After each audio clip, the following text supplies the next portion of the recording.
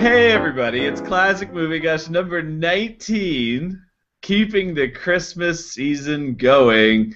And what movie can make you feel more Christmassy than one in which Santa is a raving lunatic? Nice. Okay, well he's not really, right? No, no. It's like determined in the movie that he's not. So Okay, let's talk about just it. give away Clay the ending. Morgan with Melissa Tagg talking about White Christmas. No, what's it called? Miracle on Miracle on 34th 34th Street. I was way off. Anyway, this movie is super famous, and guess who had never seen it until this week? Yeah, of course. Kind of our theme. Lately, I don't know, I guess when it comes to Christmas, I just watch It's a Wonderful Life and National Lampoon's Christmas Vacation and Scrooged every year, all the time. I'm branching out this year. Yeah, you are trying new things. That's good. Miracle on 34th Street from 1947 has been called one of the great Christmas movies of all time. The American Film Institute named it one of their top 10 most inspirational movies ever. And it is super inspirational. You told me Kind I was of. going to be inspired. Don't you want to go out and like change the world now? No. But you know what happened? I watched the movie and I was like, oh, okay, that was nice. And then I saw that viral video that's been going around from WestJet where they surprised their passengers. Did you see it yet? I have not seen it. You've been in the No, writing cave. I have been. So I'm gonna put this up on my website at Clay Writes. It was 5 minutes long, and it made me feel way more tingly and ready for Christmas. The WestJet viral video, definitely worth watching. But that's not what we're here to talk about. More Even than though, Miracle on 34th Street? yes, like that was that was my point. It's like really good. But Miracle on 34th Street's a nice movie, I guess. It didn't help that I was totally confused in the last 5 minutes. But we'll get to that.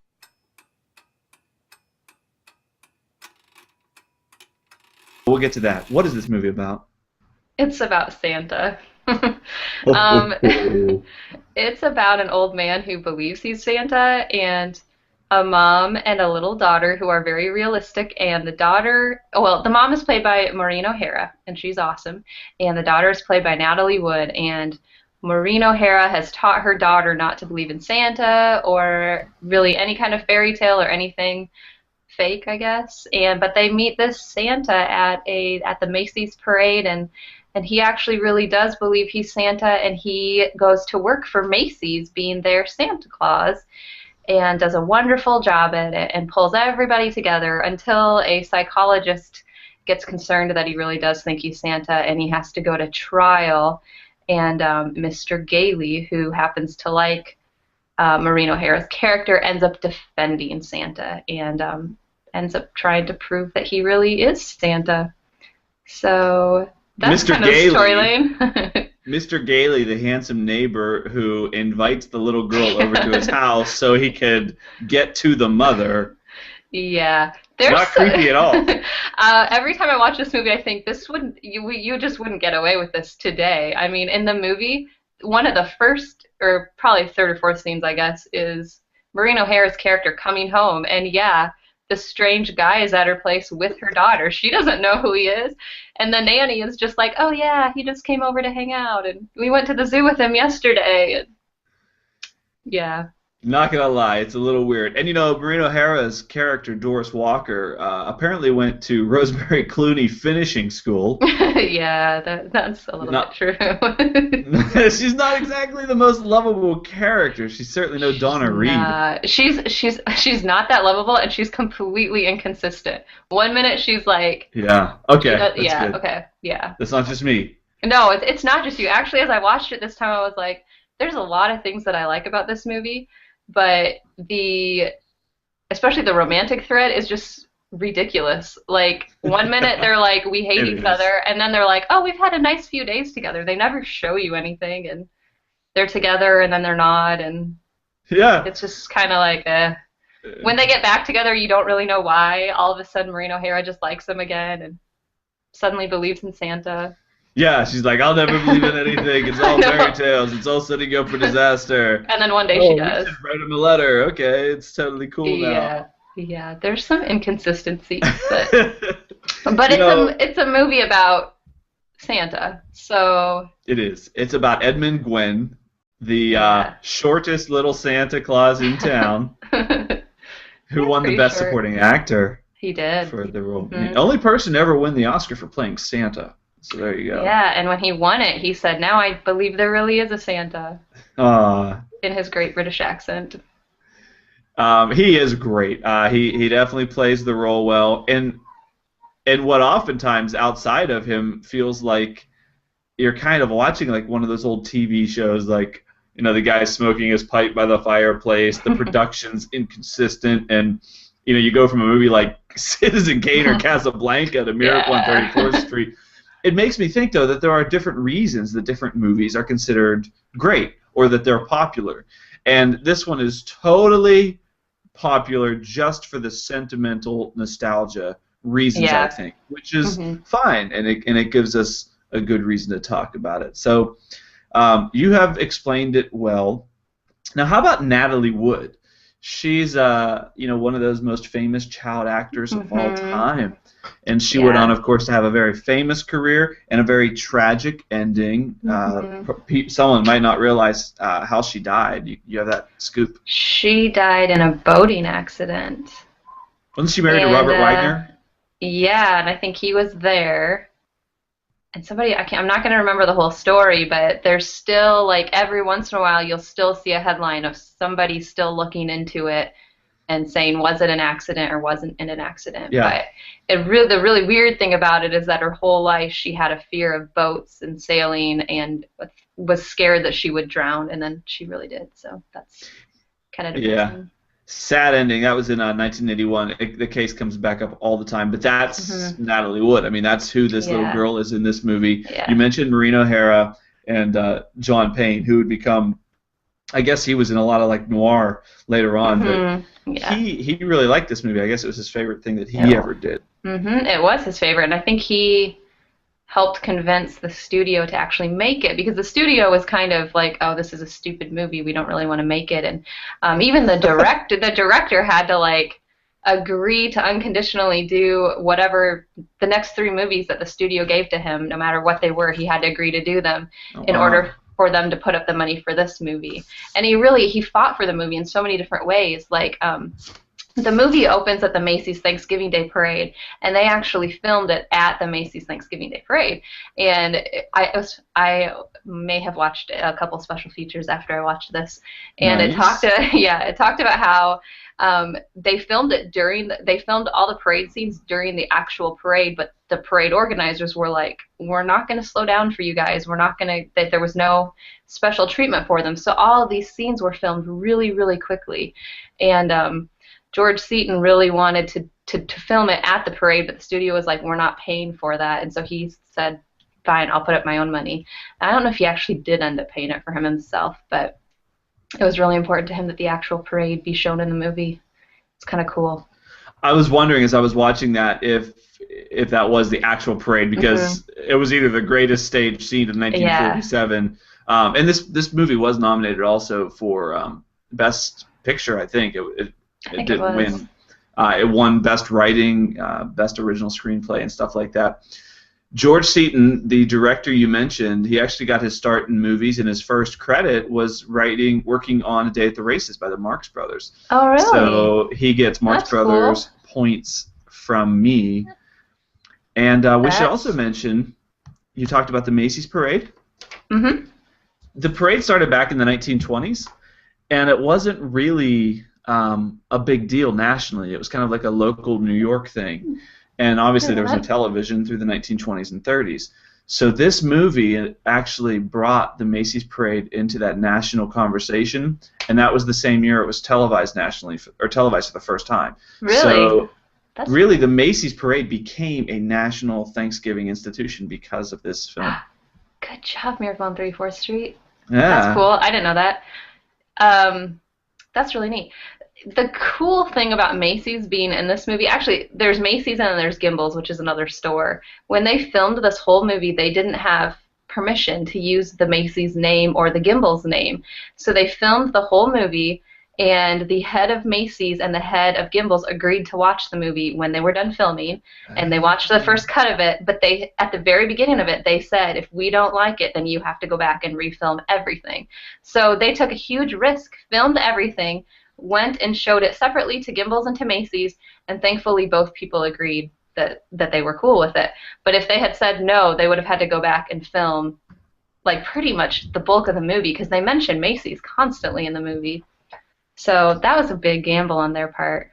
That is super interesting. As I was watching this film, I had many questions about that.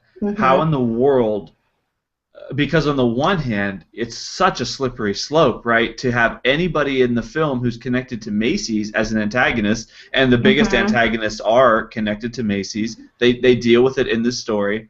And then, like you said, Gimbels needs other places, so maybe that's the only way a story like this could have been okayed, is that they were like willing to take that kind of a risk. Yeah, it's cool. I mean, they do a good job of making, in the movie, the head of Macy's and the head of Gimbels kind of come around to where you like them by the end of the movie. So I think that helped. Probably if they'd kept them antagonistic the whole time, then it's hard to imagine how Macy's would have been okay with that, or Gimbels. But because one of the scenes is that I think, so Macy's has this Santa Claus, right? And he's telling the families, oh, we don't have that here. Go to Gimbels.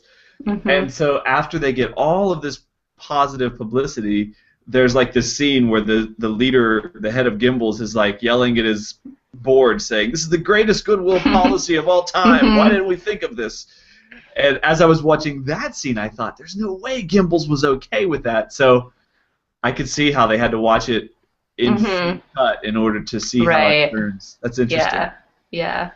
I just think it's crazy that they made the whole movie just hoping that they'd be okay with it by the end. Yeah. You know, like, things were done so differently back then. And I read somewhere, again, we talked about this with, I don't know if it was Christmas in Connecticut, where they actually released the movie in the summertime, hoping that word of mouth would build up.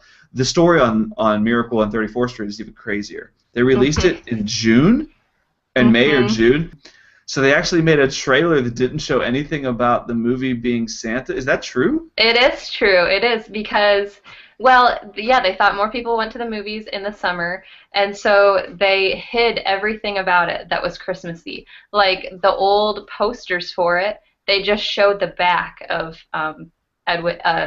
Kris Kringle's character. They just, so that you can't see the beard or the Santa outfit. Okay. And the trailer for it is hilarious. I don't know if you've ever seen it, but basically, because every scene in the movie is a Christmassy scene, they couldn't show any shots from the actual movie. So what they did is they got some heads of the studio, and for the trailer, what they show is the heads of the studio as if they've just watched a trailer for it. And the head guy is like, guys, figure this out. In this trailer, you've called this movie romantic, thrilling, suspenseful, all these different things. Decide which one it is. And then he leaves the filming room and he goes out onto set, and he bumps into Rex Harrison, which is another big actor of the time. And he's like, hey, Rex, have you ever seen Miracle on 34th Street? And so Rex is like, yeah, it's a great movie with lots of thrills, and it's really funny, and it's a great movie for guys. And then he runs into, then he goes and he sees Ann Baxter after that, another big actress, and he asks her, have you seen Miracle on 34th Street? And she's like, yeah, it's so romantic. It's a woman's movie. And so that is the trailer for Miracle on 34th Street. That's ridiculously hilarious. It doesn't show anything of the actual movie. So, and it's funny because it makes fun of its own marketing efforts. But all to mask the fact that they were releasing a Christmas movie in May. Yes. Wow. So, but then it was so popular, it stayed at the top of the box office almost all the way till Christmas or something like that. I mean, it was huge when it came out. So apparently people didn't care that they were kind of misled. Yeah, that doesn't sound like it. There was no pushback on that. And you bring up how popular it was. We talked about it being one of the most inspirational films ever. We've mentioned this group before, but the National Legion of Decency, those knuckleheads that were out there trying to make... so this was a Catholic group, I guess, that was going to tell you if there was morally objectionable content in films.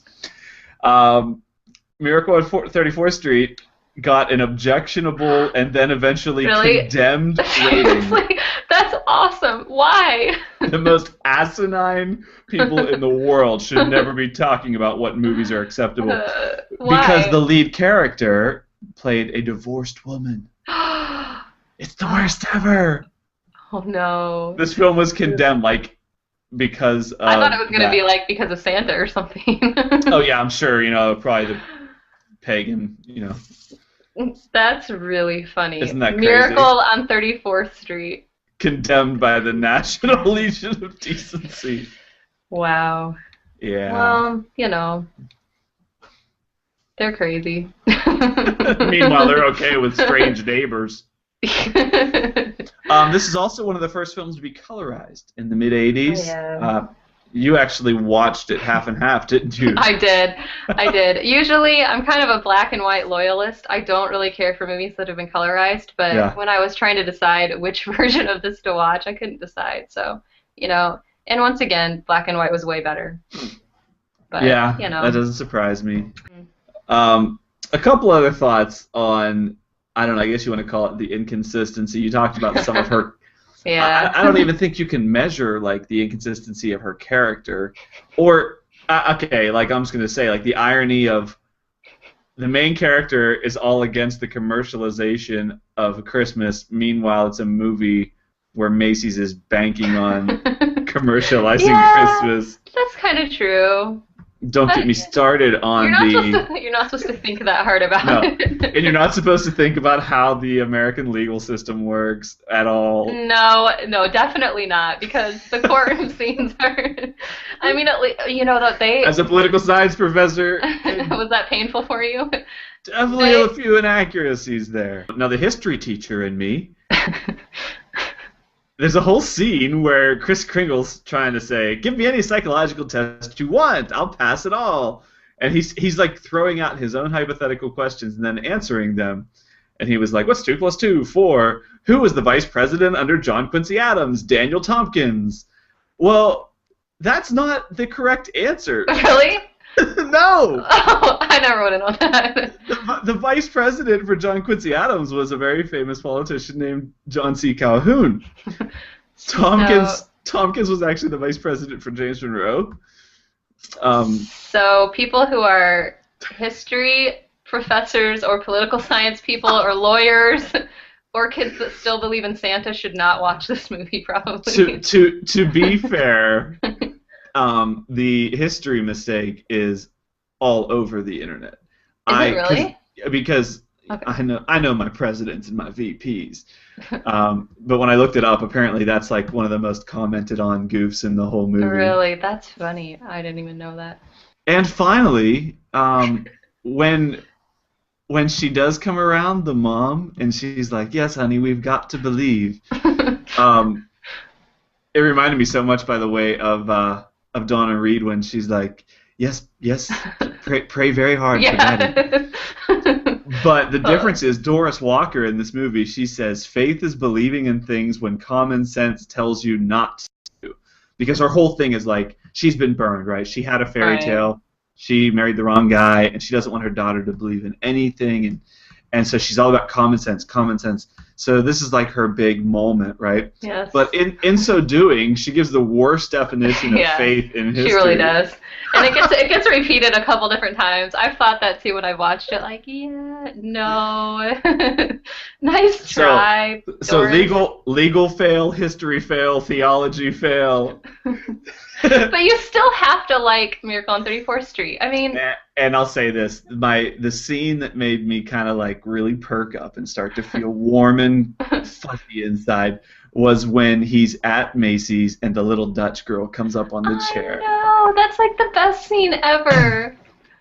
So Yeah. it begs the question, Melissa Tagg, is Kris Kringle really Santa Claus, or is he just some crazy old man who, I mean, because you would think Santa has something better to do than just be wandering around New York, right? That is a good question too. I've thought that before, like, why was he there? Like, if this is taking place right around Christmas, shouldn't Santa be like at the North Pole doing his thing? They never really explain that. Yeah. Well, so I, So I think the answer is that he's not really Santa Claus. there is, well, I just don't want to burst anybody's bubble who's watched it all these years and been so sure that he is, because I mean, Kane is in the house in the last scene, so. And the post office Hey. recognizes him as Santa Claus. So. Yeah, as I was preparing to talk about this movie with you, I'm thinking I'm gonna sound just like the judge and the attorney who everybody hates in the movie. I'm like I like those Ebenezer and characters. Gusher over here. But, Yeah, like. and their wives are all like, "You better not do it, you jerk." Oh, I always feel bad for the judge and the lawyer. I love the judge. He's one of my favorite characters, actually. He just, he doesn't want to disappoint anybody. And he gets totally saved by the post office. Lucky for him. He does. He does. But Actually, yeah, it would have been a lot easier if the attorney, Fred Gailey or whatever his name is, would have just done what everybody thought he was going to do. But it made it more fun to see the kind of putting Santa, the idea of Santa, in the court of public opinion, really. mm-hmm. Santa on trial. Yes, Santa on trial. Great, So, great. where do you rank this? Is this your favorite Christmas movie ever? Oh no, it's definitely. I wouldn't even put it in probably my top 5 Christmas movies, but you still like. It's a great happy. I mean, you can't not liking Miracle on 34th Street would be like not liking Angels or Like not like the Cotton Sound of Music. Candy or something. Not liking Sound of Music, yes. So even though it's full of inaccuracies and inconsistencies and other things, Errors and you still have to watch it. weird 'cause production quality. you still have to watch it because it's Miracle on 34th Street. That's right. It's a classic. You're missing out on life if you don't watch it. Well, you're missing out on Miracle on 34th Street if you don't watch it. No, it's a good movie. It is. It's totally like not seeing Sound of Music. So Yeah. that's all I have to say about that. You heard it here first. Don't So, miss out. yeah, I mean, I'm not bitter that I watched it. I just felt like Good. really a lot happier after I watched the airplane commercial too. Now I need to see this airplane commercial. All right, well, I'm putting it up on Clay Rights Okay. immediately. Okay. Okay, Alright. so have you seen Miracle on 34th Street? What is your favorite Christmas movie? I would like to hear from people. We haven't asked this yet. We haven't asked like people to rank their top 3 Christmas Oh yeah, movies. top 3. I would like to see question. top 3 because I've been thinking about it. My top Christmas movie of all time is a no-brainer. Yeah, me and too. We're going to talk about it next week, aren't we? I bet you and I have the same top movie. We do. I'm Is pretty it the one we're positive. doing next? Yeah, it is the one we're doing next. Yeah. That's not just like my favorite Christmas movie. That's like top of the line, up there with What's Up, Doc, actually. So Yeah. I And love of that course, we're movie. talking about Frosty the Snowman. Rudolph. That's what I was gonna say. No. No. No.